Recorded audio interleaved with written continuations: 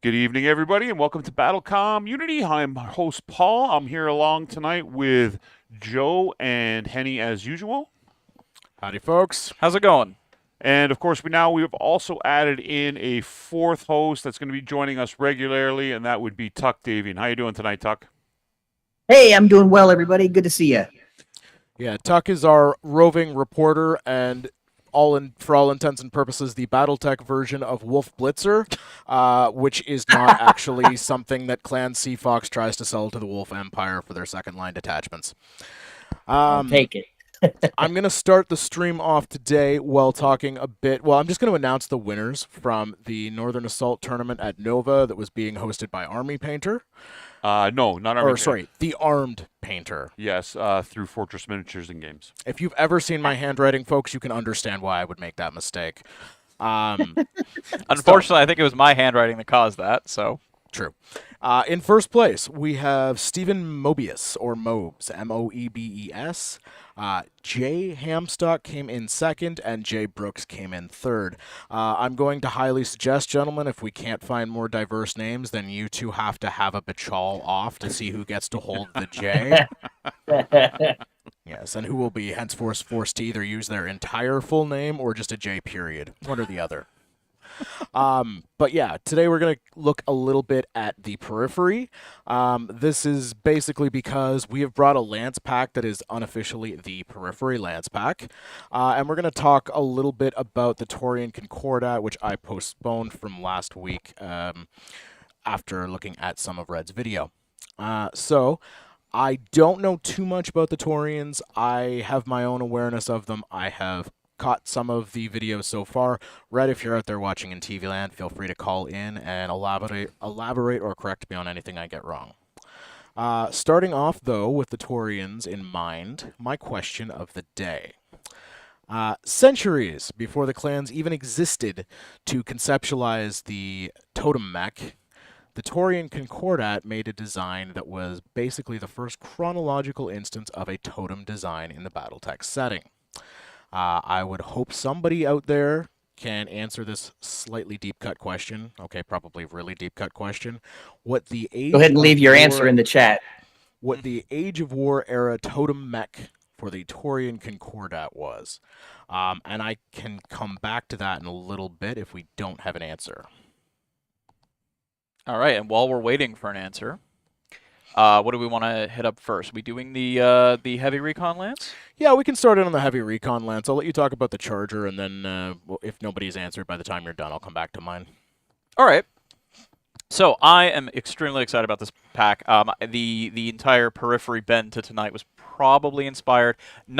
He's our periphery general. I am the periphery general here, but obviously Red's excellent Taurian Concordant video is what's to be credited for the inspiration tonight, and I figured we'd tie it in with what I have unofficially dubbed the periphery lance pack in the Inner Sphere Heavy Recon Lance. Can we get that up on camera just briefly? Yeah, we'll pop it up here. There you go. So we got it. We have it right here, and it has 4 mechs. The from left to right on top here, the Merlin, the Charger, the Ostrock, and the Assassin. For the most part, there is actually quite a bit of periphery influence in this box. I'm just going to check the chat briefly to see if we have any answers, but we don't yet. No, nothing yet. So we'll move forward.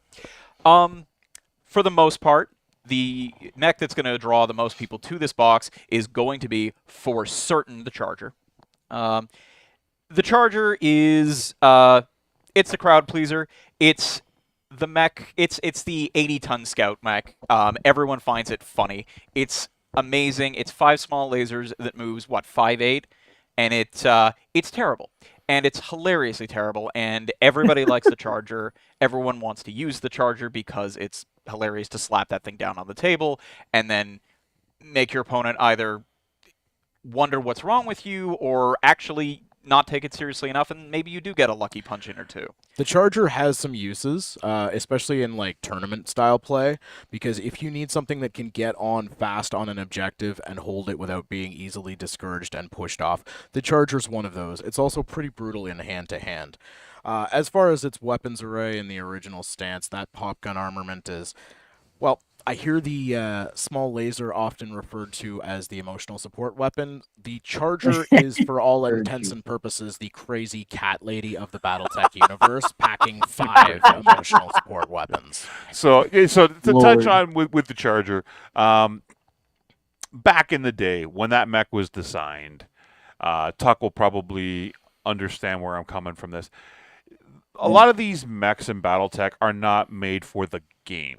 They're made for the lore and for the canon and for the Yes. storytelling. Mhm. So the Charger is not a mech you want to select when you're trying to play the game. It's a mech you want to select for its role and purpose, and that is being a part of a lance that has predominantly light mechs. It's there to bully small mechs with a lot of armor. So while the rest of the Recon lance goes out and does its Recon thing and stays out of trouble, the Charger is going to move fairly quickly, keep up the pace as best it can, and soak up any damage that an incoming striker lance or cavalry lance might want to throw at the Recon lance, and to deal with those smaller mechs. You want to add any more to that, Tuck? Yeah, you go for it, brother. I got a lot to say about the Charger. See, Bishop Steiner and I go back and forth about this all the time, insofar as how folks typically think of mechs in the metric of it's a death match, it's a duel, we're going to run to the middle of the map and shoot each other.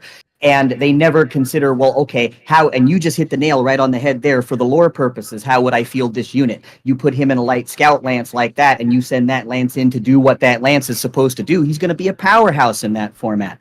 But if you just use him in the standard, British way of dueling, I guess, walk up and shoot each other in the face, it's not going to do as much good. So I don't hate the basically, Charger. how Steiner and the Charger don't get along. Oh, Stumbling and bumbling is not the way to use the Charger. it should Right. really be. It should really be stated though that the intended role for the Charger was not really viewed as particularly cost effective for what it actually does. Even in universe, there were criticisms of it, Oh, yeah. which is why there were a couple more designs, like the 1A5, which turns it into, with an AC-20, turns it into a Yes. sort of a light Victor. I really like the line art for the 1A5. I can't remember which technical readout it was in, but it was very good. But the 1A9 is the one that really makes this the periphery mech in question. The 1A9 originally was a combine mech. It was by Luthien Armor Works. They were attempting to upgun it for when the Davians inevitably attacked, and it would eventually become the 3K, which was also actually quite a solid assault mech. But for some bizarre, not well elaborated on legal snafu, the 1A9 found its way into the Outworlds Alliance, but with Ravina Electronics, and because of that, Clan Snowraven got a hold of the Charger, and about 50 years later made the Charger C. I don't know if you guys know much about the Charger C, but it is every bit as fast as the original Charger, mixed with way more guns. That thing is terrifying. He's a nerd. He's a nerd. Yeah, he's a nerd. I love it. I love it. I love it. That's all I got to add about the Charger C. Clan mechs or no? I got one more. I got one more Charger, one more periphery Charger. If you really want to be funny, God. the Charger 1A1 is not where you should go. If you want to be funny, you go with the 2A2, The blunderbuss. the blunderbuss. They take out all the weapons. They put in one Just medium focus up laser to look at it. and 5 rocket launcher 10s. If you're feeling like the Charger is a walking meme, you're right, and it's because of this thing. And you have the periphery to thank for Lord. it. My one and only encounter with that was basically, oh look, a Charger in Mega Mech, and then ceasing to exist. So yeah, I get a little bit of where that's coming from. I really like the Charger 3K personally. It's one of the later era models that improves on the design. It basically becomes almost like a poor man's Spartan. It ups the 4 medium lasers of the 1A9 to, or the 3K ups the 4 medium lasers of the 1A9 to medium pulses, and the LRM up to a 20 rack, which has Artemis, which is a little bit scary for an 80-ton mech that's not too expensive. Moving on, we have the Assassin. Has anybody answered my question yet? I don't know if we have any. No, I haven't seen anybody lay Not- any not answers yet. on Not it. yet. I will bring it up when it does. Okay. So the assassin is not one of my favorite mechs from a gameplay standpoint. It is one of my favorite mechs just from a lore standpoint. It's exactly what you were mentioning, except there is no proper purpose to the assassin. The assassin was created through corporate lobbying, bribery, espionage, and all that wonderful stuff. It's actually ironic that the Charger and the Assassin are in the same Lance pack, where they're kind of what most BattleTech players would call useless mechs, right? Yeah, sure. Which is kind of, I would assume, maybe even done deliberately, right? So Very, very possibly. I don't speak to the mentality of who stocks these boxes. However, the assassin.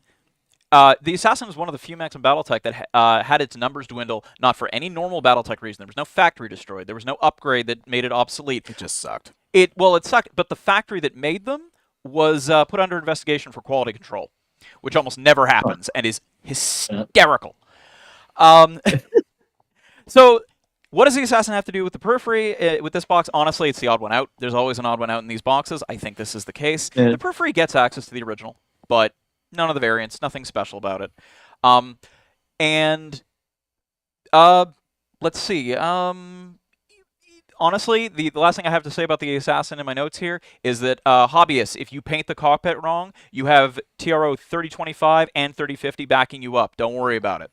Tuck, what do you got to say about that, buddy? It does look like an X-wing. What are your thoughts on the Assassin? I personally love the Assassin because when you need low battle value and you need a little buzzer running around that map, distracting your opponents and maybe getting them to go on some kind of wild goose chase while your heavy hitters are laying the pipe, that's the kind of mech that I like.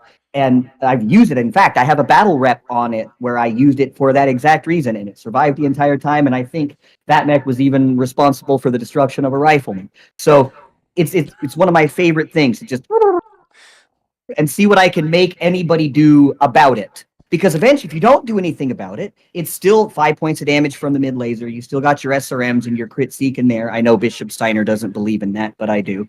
And I don't hate it. I do. I personally enjoy it.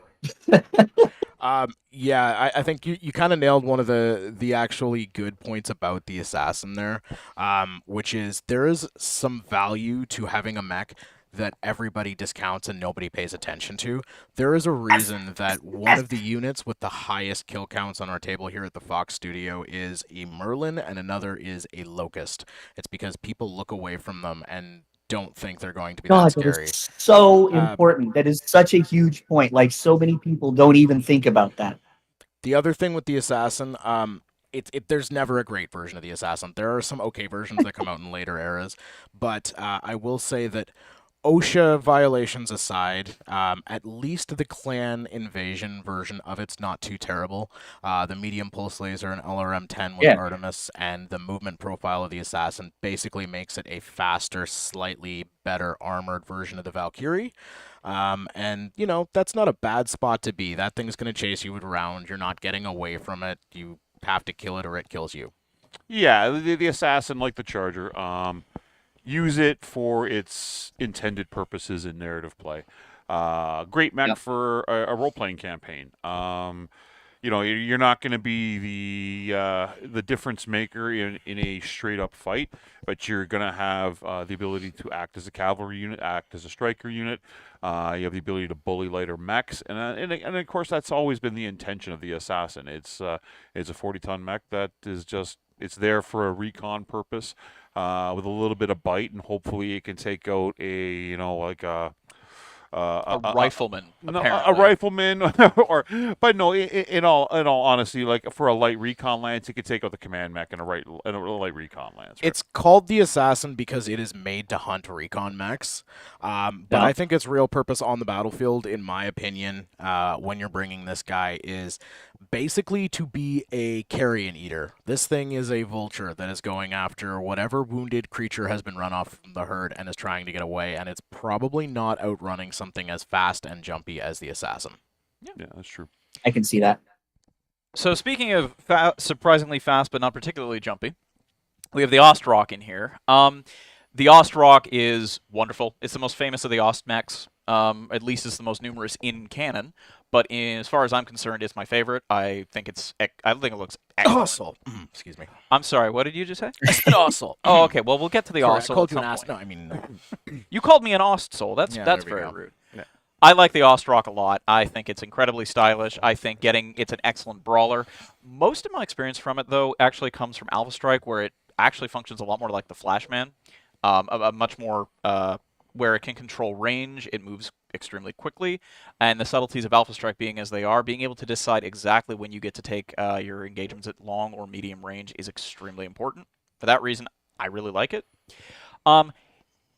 This being a periphery mech is an odd one because the master unit list definitely favors this for the periphery. The periphery general list gets it at gets the original 2C variant, it gets, I believe, the 3C variant, and it gets the Helm Memory Core upgrade, which is explicitly not a very common variation.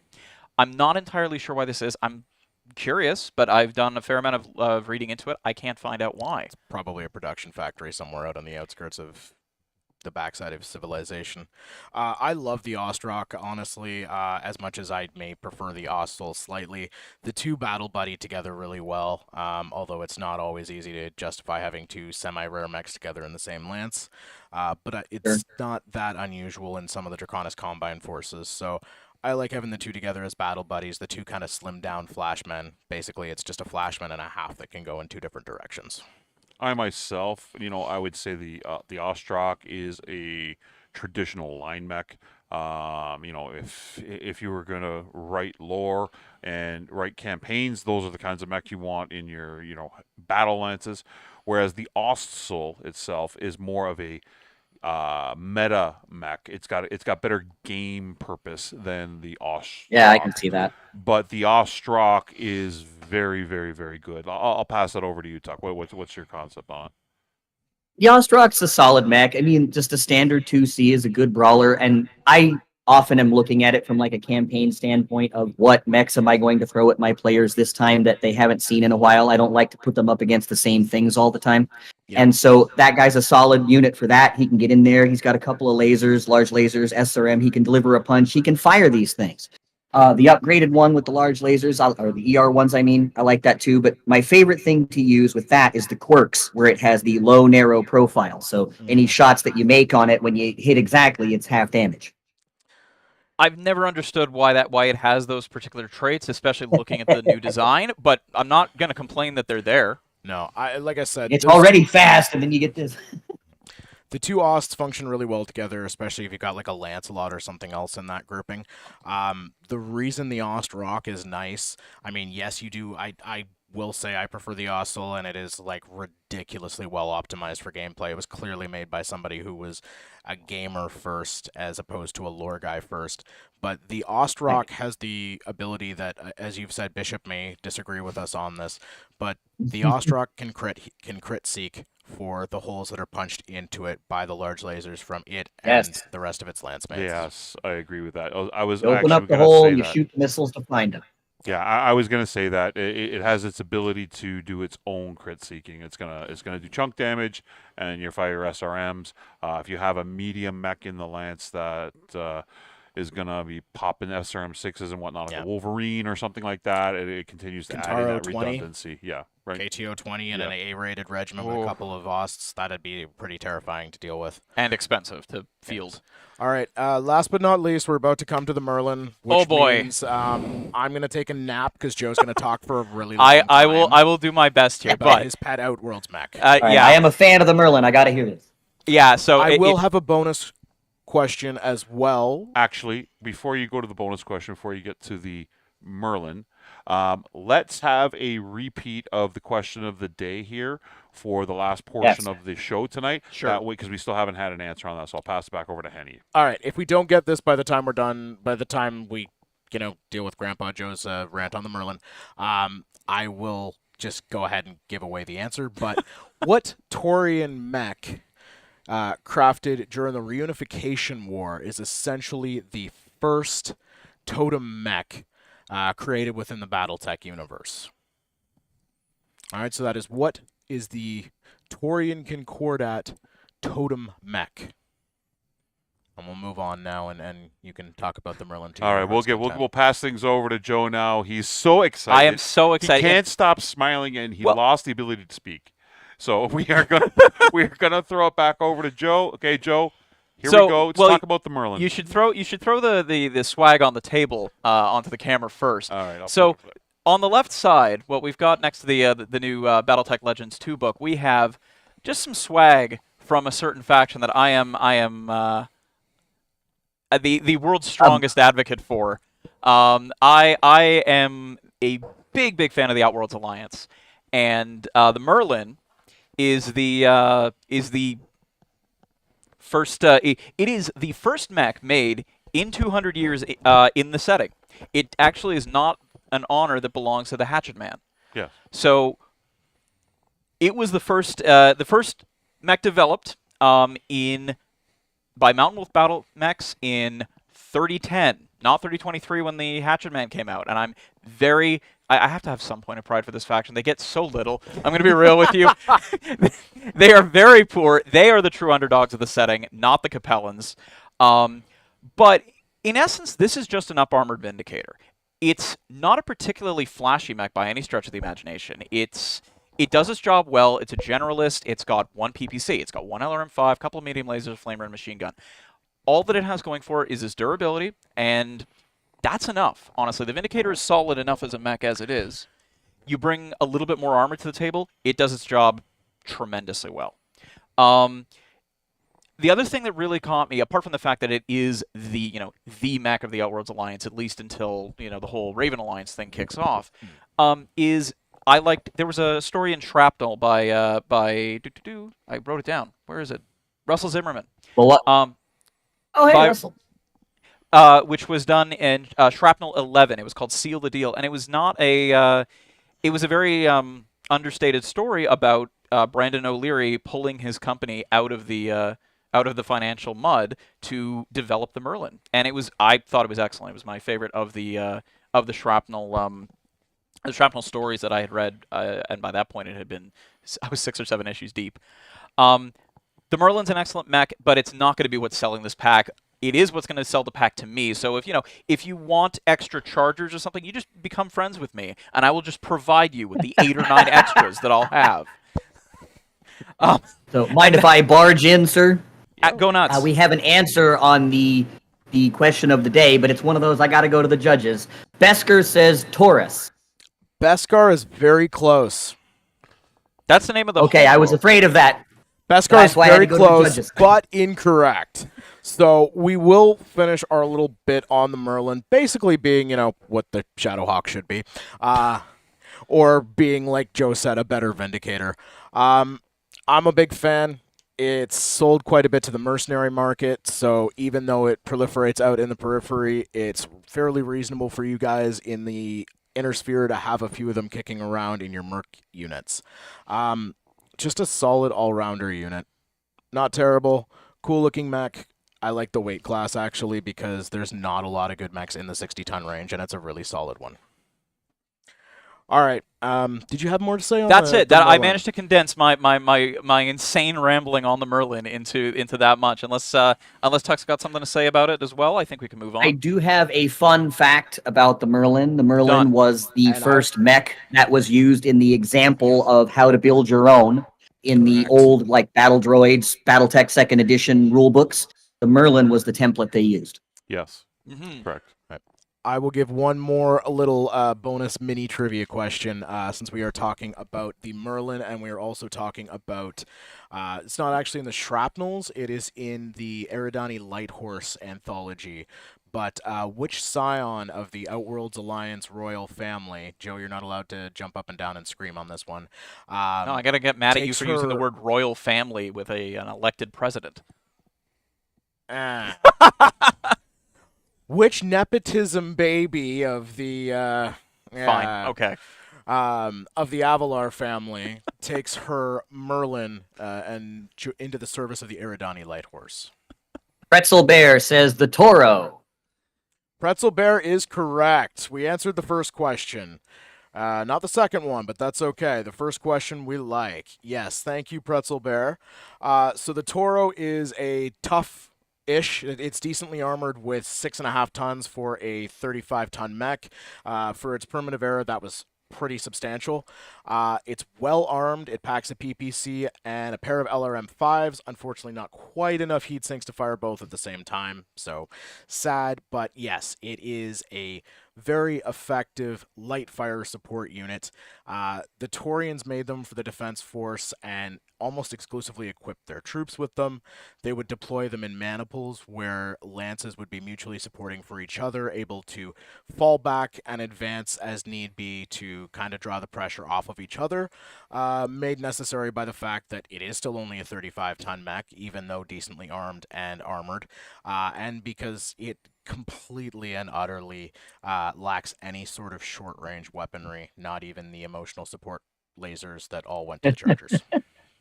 I would love a Toro Mini. I would love a I Toro really Mini would. too. CGL, if you're listening, please. I've been asking forever. I know I will never get one, much like my Hussar, but they do get brought back in the later eras, both in the Concordant and, oddly enough, by House Davian, because House Davian, despite having huge issues with the Taurians, seems to like a lot of the mech designs, and the Taurians seem to like House Davians. We'll get to that. Hey, you're worried about never getting a Hussar or mechs like that. I'll say this. If you look at all the new Lance packs that have been announced in the future, the ones that are coming out now, even if they have the newer era stuff, there's always a mech that has a link to the past, and that keeps the older players and the newer players buying the same boxes, right? So I would say never on the Hussar or something like that, because eventually they're gonna run out of things to make, right? Yeah, and they're gonna have to make it. I'm just glad I finally got I was just saying in the Toro. chat, you can see like a totem mech Lance pack. I was Yes. actually just Oh. going to say somebody in our chat just suggested a Totem Lance pack, and then I realized who it was, so I decided not to go there. Oh. But if we ever do like a proliferation cycle part 2, Yeah. maybe, Yep. then we can Yeah. look at putting in the Toro. Technically, we can put the Merlin in there because it was the first mech created by the Outworlds Alliance. Interesting. Unless you want to go back to the RimWorlds days, but I don't think anybody wants to. Oh no, acknowledge put the that. Phoenix in. Put the Phoenix in. Absolutely. Phoenix. We can do the Hammerhands. I know technically we did the Battle Axe for House Davian, but I like the Hammerhands better. It's the same mech. It's just bigger, beefier, and has autocannons. Yeah. Which is the Davian thing to do. So, do we have any answers from the other question? No, I think we're going to move on from All here. right. The other question is Rowan Avalar, who features quite predominantly in one of the stories in the Eridani Light Horse anthology, as being basically an expert at calling in close air support, and she takes command for a time when her commanding officer is dealing with another wounded commanding officer at the level of a lieutenant. She's basically running a battalion and ends up directly commended by First Prince Hans Davian, who offers her a posting in the Federated Sons military that I don't believe she ever accepts. I don't believe so either. But It's never explicitly. It's never explicitly said. Okay, I will. Yeah. Hopefully, she didn't turn traitor then. All right, what are we doing next? All right, so moving on from so that was the heavy recon pack and everything surrounding it. Big Red put out honestly an excellent video on the Taurian Concordant. It is, what do you call it? It's not feature length when it's 6 hours. What do you call that? Well, it's only 5 hours and 15 minutes, 22,000 words. Not that I talked to him about this on a daily basis while he was making it for 2.5 months. But yeah, it's a passion piece. Red puts his heart, his blood, his sweat, and his tears into everything he does when he makes them. Very much like Tex, very much like Sven, very much like Tuck and what we do. If something seems long, you know what? Watch it in bits. You know what? Am I going to sit for 5.5 hours and watch it straight? No. But what I do is that I'll take an hour, I'll listen to it on the car ride into work, or when I'm painting, I'll listen to it for an hour, etc., etc. He timestamps them, he chapters them, enjoy it. It's a lot of good, hard work and interesting interpretation. The one thing Red is very, very good at, more so, I think, than most people that talk about, not just BattleTech, but when they're talking about game lore and whatnot. Red has read all the books. He's read all the source books. and he approaches the fiction and lore like your grade 10 history teacher. He's compiled it all together and formulated a narrative opinion based on everything that he's read as fact in the source books, whereas he's not just regurgitating something at Yeah. verbatim. So he actually has a feel for the world, a feel for the setting, and develops and forms opinions based on that. And it's really interesting to talk to him about those things, especially on his own live streams, or if you get the chance to meet him in person at one of the conventions or something like that, where, he can give fairly cool answers that are reflective, or, like, what would happen if, right? Mm-hmm. Yeah, he rabbit holes further than I do into the lore, and that is truly saying something. But it's impressive the way that he looks at things, dissects them, and kind of develops his own viewpoint or takes his own approach into this is why this happened and this is how. He kind of extrapolates on the inner workings of the lore, which is something you don't see too much of. And yeah, 5.5 hours is a bit long, but it's nothing quite like the friend of Joe's who went into Sven's Oh, no. videos in chronological order, and then after several hours of watching Sven's videos, dropped into a Discord, and we were talking about the Civil War, us meaning FedCom, and he had only gotten as far as Ameris and couldn't quite figure out what the other 5 great houses were doing at the time. He had yet to actually realize that the BattleTech setting is not present day in the Ameris Civil War, and he didn't realize what he had gotten into when he sat in for, oh god, by that point it would have been hour 20 or something. Yeah. This game's really cool. I'm going to delve into the lore, and then proceeds to study basically the BattleTech equivalent of ancient Rome for 20 some odd hours. What I wanted to say specifically about what I find most impressive about Red is that, I mean, I'm not intimately familiar, but I'm kind of familiar with the things he does and does not like within the BattleTech setting, and you could not glean that from his videos. He does even factions he doesn't like or concepts he doesn't like so much justice. Yeah. The lamb excluded.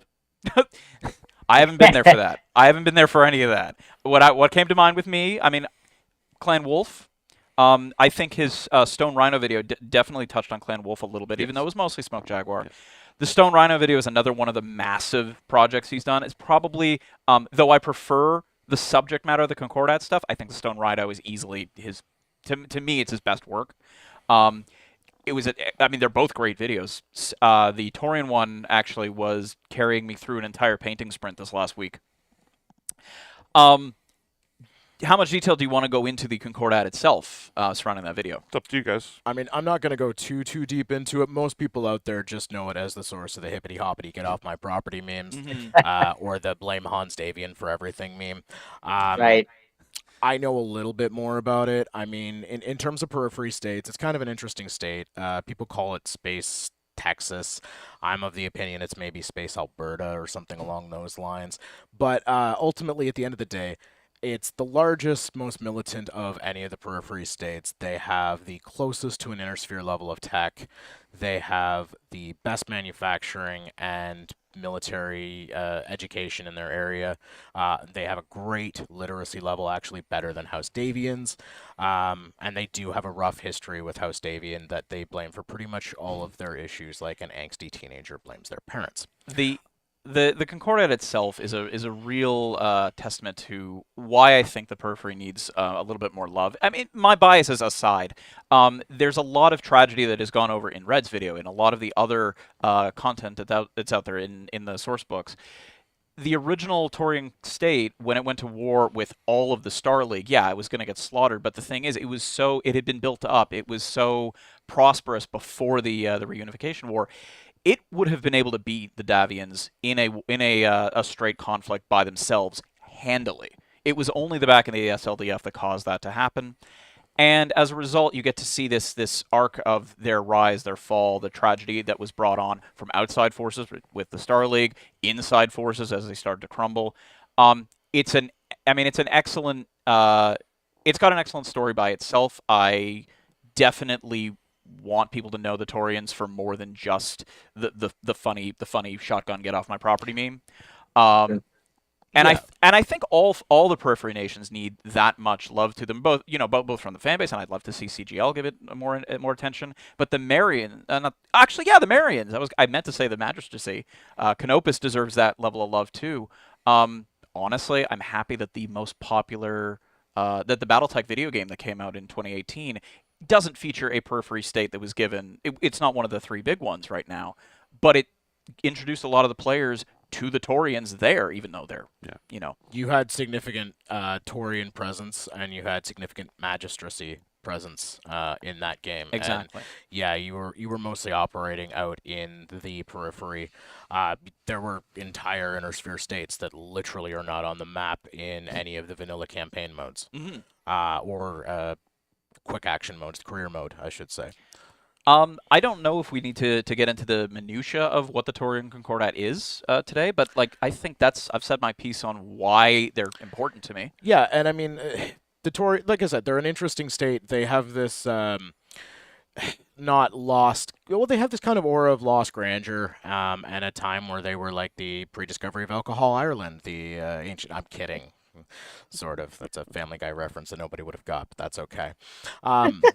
But yeah, the issues they have going back and forth across the Davian border, there are war crimes going both ways, and that leads to them having quite a deep feud with anybody whose last name is Davian other than maybe Tuck. But I was gonna say. as strange as it is, the two states have this really odd duality and commonality of design when it comes to their mechs.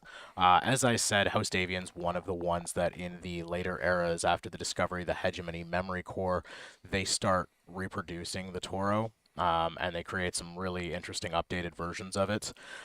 They also adopt the 5T version of the Vulcan, which is, like the only good version of the Vulcan, the 4 medium laser one. We'll get to the Vulcan to be sure. Yeah, we'll get to the Vulcan at some point. That still packs the flamer for anti-infantry use. And then the Hatchetman. The Taurians become so bizarrely enamored of the Hatchetman when it's brought out their way by mercenaries integrating with the TDF that basically Protector Calderon lobbies/orders Taurus Territorial to reverse engineer this thing. And they spent about 8 years as one of the largest producers of the Hatchetman until they eventually they destroy the Fighting Urukai's Demaestri Sluggers in orbit, and the rest of the Fighting Urukai then go blow up their factory.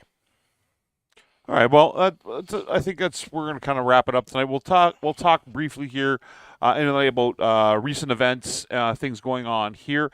I do encourage anybody that's watching and will watch this post stream that you can reach out to us at foxnetwork@gmail.com if you have any upcoming events, if you have any conventions you're going to be appearing at, tournaments you're going to be hosting, scenarios at game stores. You send me the details. We'll put it up on the screen. We'll help you advertise it. We will help you generate a larger community in your hometown or your region, your area. Okay? With that said, this week, a little recap of what we've done here in Ontario, and then we'll touch base with Tuck and see what he's gotten done this weekend, if anything.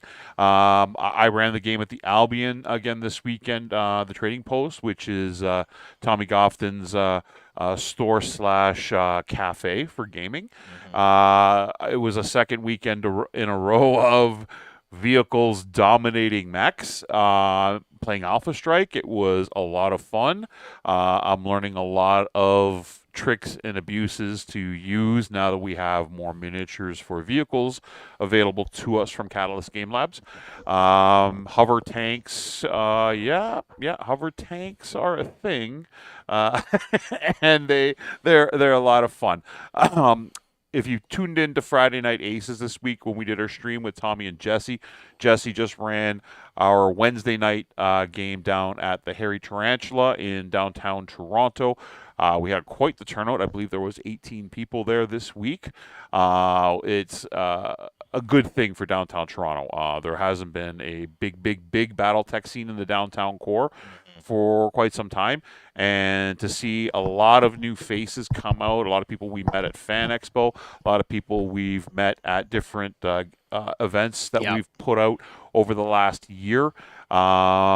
We even had some of those people from Fan Expo coming out, driving out an hour to Guelph to play in the games I'm running at the Albion on Saturdays, which is quite a testament to the enthusiasm we're seeing from some of the newer, younger members of the BattleTech community. So we encourage you again, please enjoy that. I'm going to let Henny and Joe talk about the Mercenaries campaign that they run up in Barrie at Sir Games Lot. Well, actually, I'm impressed that Harry T, after this short time that it's been running, has managed to eclipse the numbers that I typically have in my long-running group that's been going for about a year. We're usually, I mean, on our best day, we're about a dozen, not 18. So with that said, there are apparently people out there willing to drive an hour. So anybody who does feel the need to pop up to Barrie on a Monday night around 5:30, please forgive me. We're being attacked by very small aerospace fighters and/or fruit flies. Anybody who feels like popping up to Barrie 5:30 to 9:30, you will see Fox Network events posted in Southern Ontario BattleTech and some of the other sites on Facebook, frequently letting you know what we're doing for a campaign, or just stop in for a a pickup game. We do those semi-regularly. This past week was mostly pickup games, as we were using them as an excuse to balance test for a future event I have coming up entitled Operation Grand Larceny. Oh, that is BattleTech related. It is BattleTech okay, related. Good. I was getting promise. Worried. No, I know. I'll be honest with you. When I sent you the message on Discord and the matching PDF file with the blueprints and stuff, I was a little worried that we were attracting the attention of some FBI agents. But no, for those out there, Operation Grand Larceny is a BattleTech campaign that we're eventually going to be running, where we're gonna rob a bank, because what else do you do when you call something Operation Grand Larceny? I do want to just give a little bit of I know he was on the show 2 days ago, but I want to give a shout out to the legwork that Jesse has been putting in downtown. I mean, he's got just as much. We have a bunch of people with drive in this community. I'm not one of them, and Jesse is absolutely killing it. I don't have much to say there. I kind of lost my point after talking about us. So Jesse is one of the newer members. He's been with us about 7-8 months now. It's actually been a year since he met us. He first came out and did stuff with us at the Anime North Halloween party last year. But, in the last 8 months, he's become part of our leadership group at Fox and, helping teach people at game tables, at events, cons, store events. And, of course, he's taken this one on downtown, which is fantastic. And, we do commend Jesse for the hard work and dedication he has put into it. He's now become the second most important Davian in the Fox circle. There you go. With that said, also, we do have a tournament coming up that the guys are going to be running up in Barrie that we probably want to mention as well. I was going to wait till a little bit closer, but we will be doing a tournament December 7th. We do need probably a week to give just a slight more details about it before we go really pushing it. But we're looking to get the first tournament up in Barrie that we've been trying to run for a while. All right, and before we get to Tuck, we'll let Tuck finish off the night. All these different game stores and events that you've heard us talk about running, we are going to film when Tuck gets here at each and every one of these places, and they will feature as battle-bound events for everybody to watch on Tuck's channel. So everybody's going to get a good idea as to what we're doing and what we're cooking up here in Toronto. With that, I'll pass it over to you, Tuck, and I'll let you do the sign-off for us tonight, okay? Sounds like a winner. So what I've been working on is a video this weekend called Lost Tech, clearing up line of sight. But the LOS is in quotation marks because we're talking about line of sight. Hey, I try. And what we're going to be doing is we're going to be clearing up some of the misconceptions surrounding line of sight, going over how it works and how to make it work for you. It's going to be a lot like the previous tutorials I've done, like the Gator tutorial or how to build a lance like that. And we'll go through, this is how this works, and this is how you may have heard, but that's incorrect. And then hopefully we reduce the amount of arguments at the table through that. So I'm looking very forward to finally sitting down and filming that one. But that's what I've been working on this weekend. And if you want me to actually close it, I can do that too. Or are we good? Oh, that's okay. I can close it out for you, brother. Okay, so. Oh no, I'm good. If you want me to do Paul's this, I can run it. needs to bookend this here. It's kind of a tradition. One of the reasons why tonight we're going to cut a little bit short. We are going to go do something cool. I'll admit it. Okay, so this boy. week here at Six Sides of Gaming, Tommy and the team are going to be filming their second season of Shadowrun. So obviously we got some Catalyst people in town. So we're going to go out and meet some of the crew that are out with Tommy and the Lindvander guys in Toronto after we're done the stream here. You know, and then the week after here at the studio, we got lots of stuff going on. Of course, into October, we have Tuck here. But after they do the Shadowrun, they're going to be filming a second season of Legacy of Worlds, which is D&D with Ed Greenwood and the whole cast. Yep. And then after that, they've got another special project that they're working on that I'm not going to talk about, but they got a special project that's coming up. So with that said, we'd like to thank everybody who tuned in tonight that show us support. Again, always be positive. Be a member of your community that helps build it and grow it. Do everything you can to encourage people to be a part of this wonderful game that we all love and enjoy and spend, money on, time on, and we have passion for. Tuck, any final words? I'll give it to you. I'll give it to you right here before we go off. No, I 100% agree. The BattleTech that I know is you come for the gear, you stay for the people. And that's really what I try to espouse every time I take it out to the game shop. Anybody walking by, hey, jump in right now. I will hand you a record sheet. So I am 100% on board. That's where we need to be taking this. Yeah. Perfect. Okay. Well, with that, everybody enjoy your weekend. We'll be back on Friday Night Aces with myself and Tommy. And hopefully I can get my Phoenix Hawk Lamb back after getting shot down on Friday night. Yeah, Everybody. Let's hope. Cross my I was fingers. going to say, yep. Now we got to go and meet up with some of the good folks from Catalyst and see if we can trade some tequila shots or something for possibly a Toro miniature in the near future or a lamb. There you go. I was going to say, tilt one back for me, fellas. We will. Thanks, guys. Have a good night, everybody. We'll see you on Friday.